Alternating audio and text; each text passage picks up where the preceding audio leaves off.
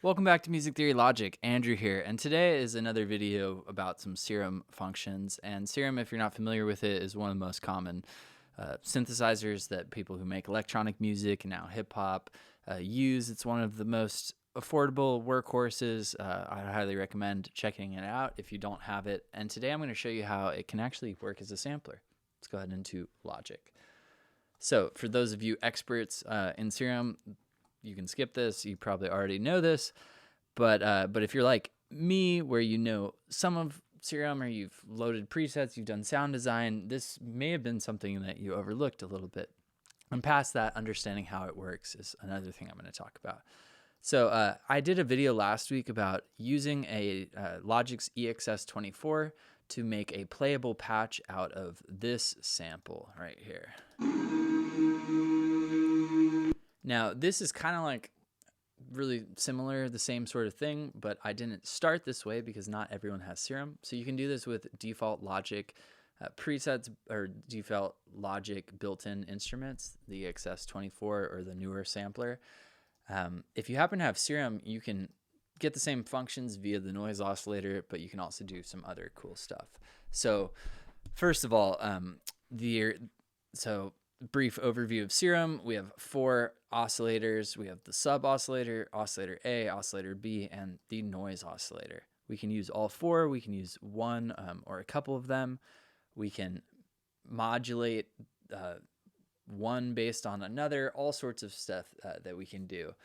And but inside the noise oscillator, if you look in, you'll see a user folder. And I have preloaded this sample, for instance.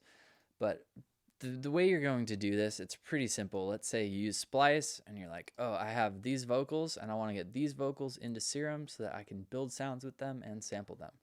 What you're going to do is you're going to go to Menu inside of Serum. You're going to go to Show Serum Preset folder.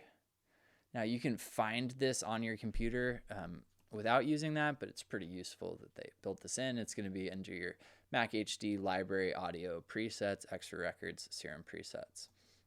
All right, and inside of the Serum presets, if you go to Noises, and then you go to User, this may be empty if you have not used this before, but in here you can start to drag audio files in. Now, this is something that I learned through trial and error. The only type of files that this noise oscillator will read are .wav or WAV files. So if you happen to have like AIFs, AIFF, or MP3s, those will not work. What you could do there is you could drag them into Logic and you could just bounce them and choose a WAV file, and then it will play inside of here. So just for fun, just to show you, a lot of these aren't just one hits, but here's a D minor chant.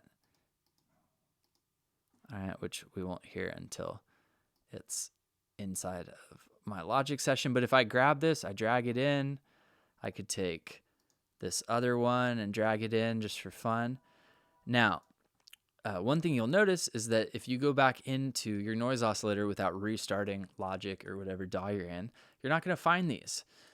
I used to just quit Logic, reopen, it'll work that way. But another fun thing that Serum has, which is so useful, every synthesizer should have this, is rescan folders on disk. When you do this, let's say you got a new preset or new group of presets, or you put samples in here, it's looking at that Serum preset folder and going to put like this D minor chant that I just put in. All right, cool. So first of all, let's click this E flat sol surplus vocal. And I'm just going to have the noise oscillator. I have it on one shot and key tracking. So first of all, this top note, this one shot, means that the sample will only play once.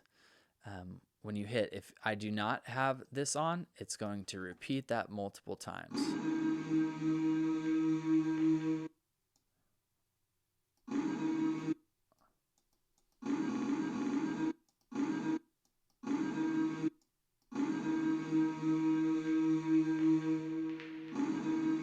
And it keeps going. Now our sample's like 2 measures long, so it's not going to repeat until past that.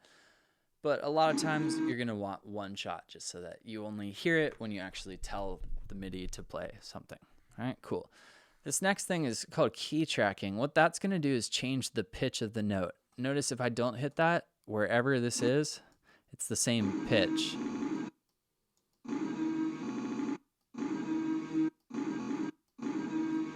So not having that on can be kind of useful for, let's say, drums. So one of the main ways that I used this importing my own sample sound was bringing in kicks and snares and using those in conjunction with other oscillators to try to build those same sounds, kind of harvesting the transients, if you will. But for this example, I'm going to turn on key tracking. Now, the next kind of weird thing that happens is that the vocal gets repitched all throughout the keyboard. Now, here's the one thing that I don't know if it's possible to change this. Leave me a comment if you stumble across this as a Serum wizard. Thank you for watching the video. Once again, I don't claim to be the greatest Serum user, but I feel like there's other users out there that aren't great like myself that perhaps would learn from some of my later wisdom that really helped me with the synth. But basically, I don't know how to tell Serum what pitch this originally was. So what that means is that this C4 right here is the same pitch as the original vocal. If I play that, hear that? So that's the same note. So it's important to know that when you drag a sample in, Serum's going to put it to C. Now, I know that that note is an E flat in reality. So one of the interesting things there is if I were to say write a little arpeggio, let's say in the key of C major.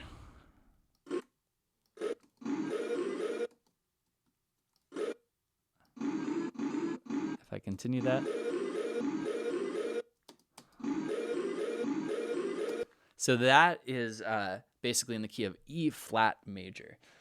So this note is an E flat, right? So all of this is basically transposed or moved to the key of E flat. So major, it's going to be in whatever sample you wrote in the major key. Now, let's say I want to write in another key, like C major with this sample in E flat. Now, the E flat is a minor third above C. So if I go down to the note A, this note, even though it says an A, it's a minor third below C. What was a C is really an E flat, so this is really a C. So this would be C major. All right, cool. And then if I go back to C, so the easiest way to think about this is if you're trying to stick to notes that like make sense to you, whatever you drag in right in the key of C major or C minor or some sort of mode with the first note of C, that will then give you again whatever sample pitch you had. It will give you that scale in that pitch. So if I change this E to an E flat, that's going to be a minor chord. All right, cool. So let's make them whole notes.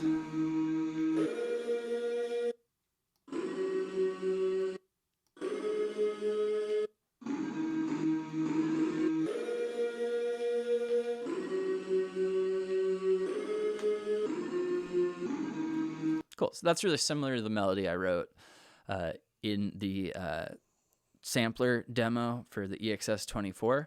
So now let's talk about why it's so much cooler doing this in Serum. Highly recommend you guys getting this plugin because we can start to use like the LFOs the way I've showed you in other sounds to build with the noise oscillator. So tied to a quarter note, modulating the volume.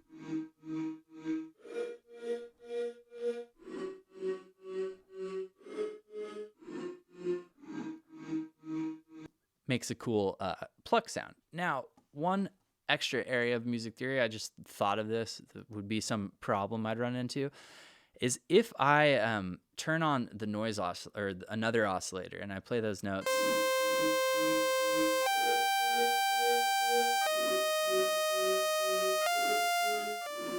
So those are wrong notes.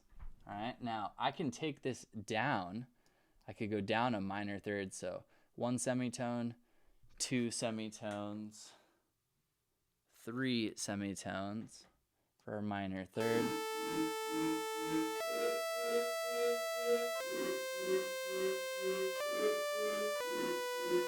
Let's make sure that, so my sample's here.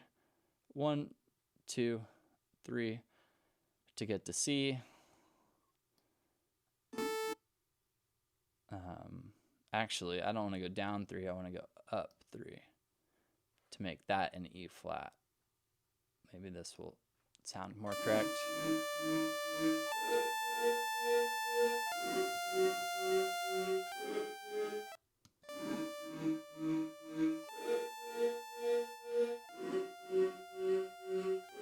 Cool. And we can do some cool like FM from the noise oscillator.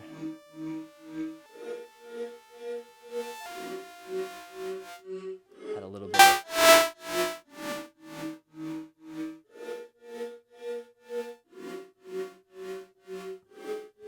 little extra noise. We could also use other LFOs to control our effects parameters, like maybe bringing reverb in towards the end of, let's say, a half every bar.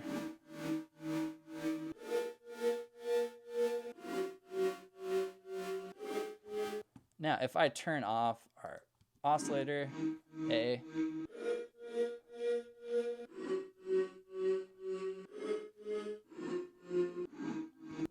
we can do the same thing. So I could take the distortion, automate, let's turn up our drive, automate the mix, say there.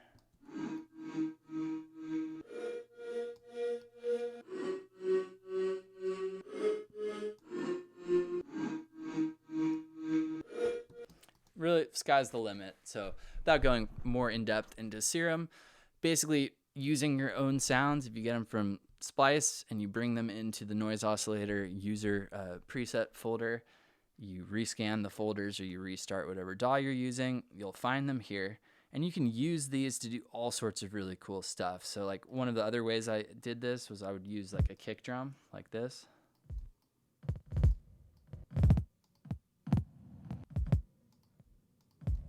Now I want to take off our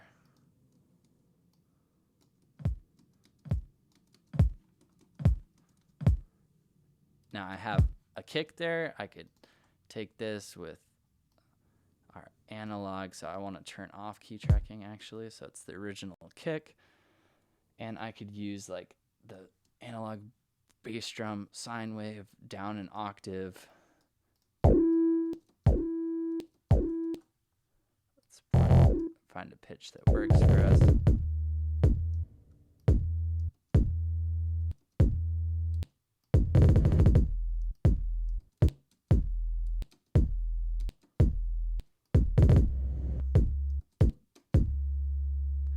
Now that keeps going, and if I wanted to build that in, I would really probably use the LFO like an envelope. I would take that tied to the volume here.